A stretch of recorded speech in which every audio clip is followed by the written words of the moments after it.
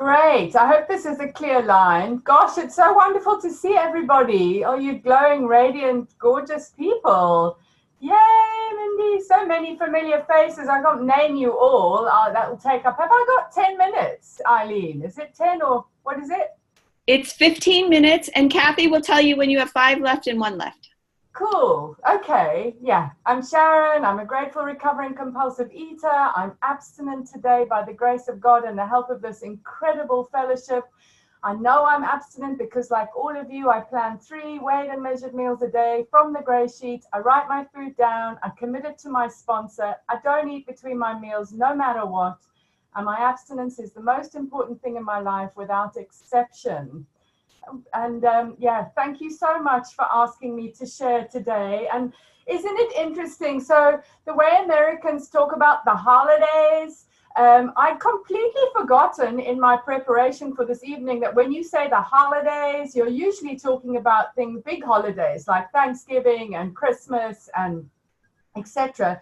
And I just went holidays and traveling. So my my sharing with you is about traveling on holiday, because we go away a lot. We travel a lot to Europe and to Africa and America, and we travel. And so I've had to learn from very early in my abstinence, how to travel and take care of my abstinence on holiday. And so I'm going to try and keep this short because I've only got 15 minutes to share with you. And I have left my number. So if anybody wants to chat with me later on, or, if you've got any questions, and speaking to your sponsor first, but please don't hesitate to pick up the phone.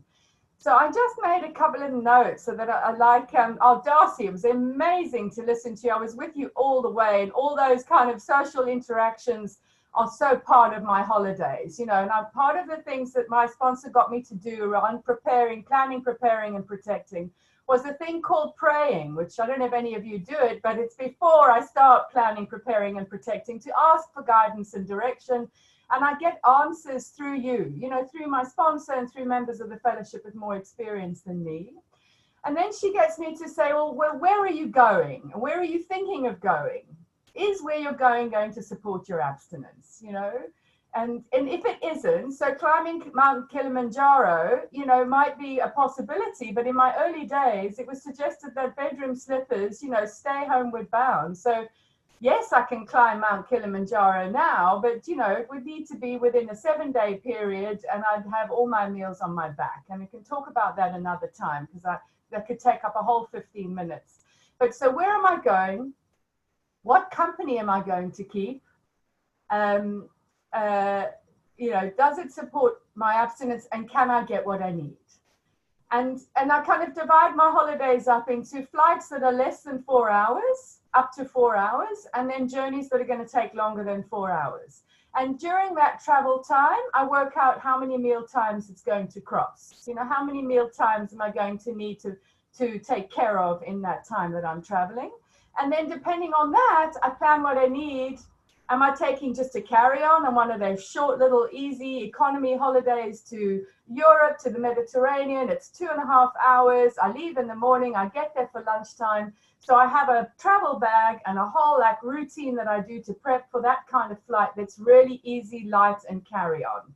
So I have got some props, and I just realized that you're not recording video. So the people who listen to my recording on YouTube won't see all my little bits and pieces I'm going to show you, my little safety kit, but I'll talk through it. So if I'm traveling light, I don't know, some of you, GreySheeters taught me how to do this. So I've got like a little ice bag like that, which takes a lunch, a dinner, and a breakfast, all in one little compact bag like that.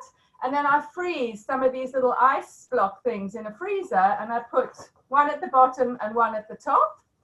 And then in my carry-on, I've got a little Ziploc bag. And in here, I take my own teas. I take my own little salt and pepper pots. These little cosmetic pots you can get at you guys call it the drugstore. The pharmacy, they sell them, and you can put your salt and pepper and bits and pieces in there. And then I get these little 100 ml bottles, which are exactly what they are. You're allowed to carry on liquids on an aeroplane is 100 ml. And you know those little plastic see-through bags where you put your toothpaste and your roll-on and your cosmetics? Well, in that bag goes my oil. And I always take a bit of washing up liquid because I love washing my pots when I get to where I'm going. So that's just me.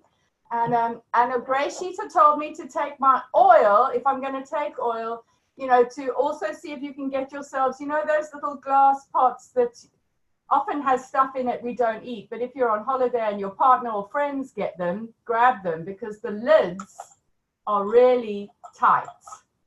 So fats, spices, lots of wet wipes, lots of serviettes, tea bags, and then of course the most important is I always carry a mechanical scale. I don't know if you remember these, but they are fabulous if your electronic scale breaks. So we've got a little pot on top. Don't try and weigh 24 ounces all in one go. It won't work. But in the 13 years I've been abstinent, I've used this once. Okay, but I still carry it everywhere I go, along with backup electronics. I always take 2. They're flat and thin and they just sit in the bottom of my bag, and batteries. I always carry my own thermos cup. It's always great to have a cup. You can always have a hot drink wherever you go, and it saves you loads of money as well. I just asked for hot water. Nobody seems to mind. And like other people have, Darcy mentioned, I also carry sparkling water with me, which is great. So where am I going? What company am I going to keep? How long is the journey? How many meal times do I need to plan for? I always take 3 meals with me. Doesn't matter whether I'm going to need them or not. I just take them in case the flights are delayed or there's a stopover or something happens. I always have backup. And what travels really well is soy protein. Some of it's not very sexy, but it's getting sexier with a big boom in the vegan industry. So they're doing all sorts of fun and fabulous things with soy, which really travel well, don't need refrigeration, and are nutritious and can be delicious. So I make my proteins out of soy protein. My vegetables are always raw and chunky and heavy. So I love the winter veg raw, and they are great to travel with. They last a long time. So forget like leafy, salady stuff to travel with, forget it. They just won't last. There's no point. You know, forget liquidy stuff. It turns to mush. Don't do it. I've done it and it doesn't work. So chunky, solid, heavy vegetables that travel well. And that way my meals are, you know, they're nutritious, they're delicious, they're satisfying, and I can carry them on my person. If I'm traveling anywhere for longer distance, I always take enough food for the first 3 days. Tinned vegetable, tinned fruits, tinned abstinent and abstinent soy protein, and that travels well. I pay extra. If it costs me 50 euros to get a 25-kilo bag, I pay extra. I'm worth it. You know, I don't scrimp on taking care of my abstinence. It's the first thing I do, and I call ahead to check if my rooms. We always get self-catering if we can. We always. Where is Kathy? I'm trying to see her. How much time have I got, Kath? Just to try and fit everything in. Is it 5 minutes? 6 minutes left. I'm going to give you a 1 minute warning a 5-minute warning in 1 minute. Okay, cool. So traveling long distance, as I said, then if it's over a 4-hour flight, I check in my bag. Or if I'm going somewhere where it's self-catering, and yeah, so what I do is I usually take with me, like I said, enough food, backup food for 4 days.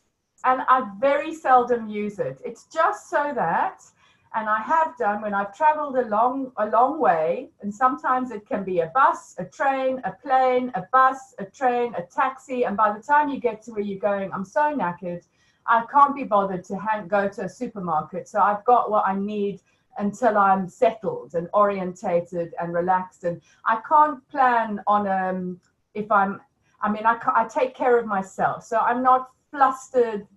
Acknowledge. Thanks, Kathy. I'm not flustered or putting myself under any unnecessary pressure. I've got everything I need with me. It's just simpler.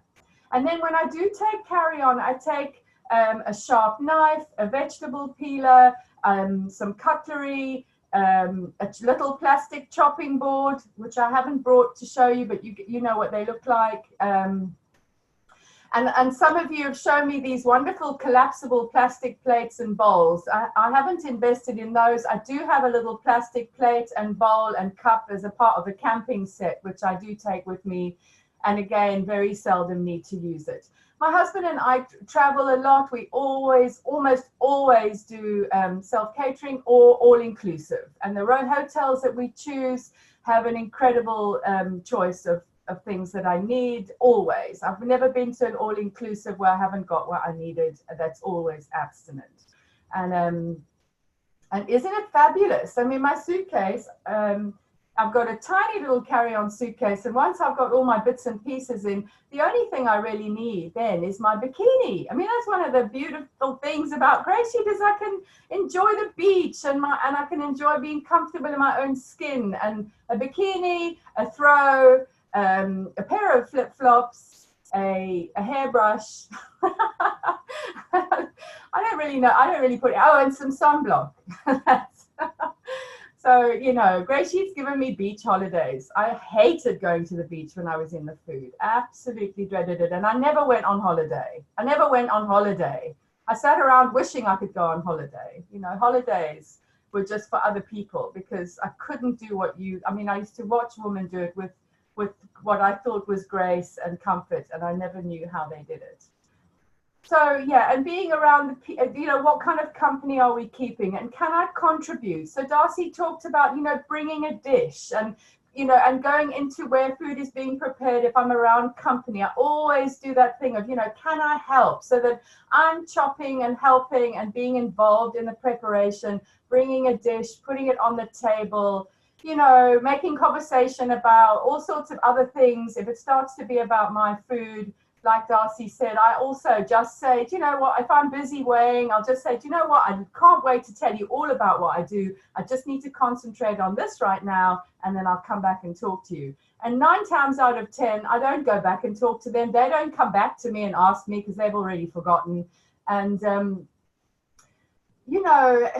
it took time. I mean, I do speak now 13 and a half years later, weighing and measuring back to back, like it's the easiest thing in the world. I mean, my first few years, it was tough. My heart beated out of my chest. If I went into a social situation, I was hyper vigilant. My boundaries were slightly snappy and aggressive.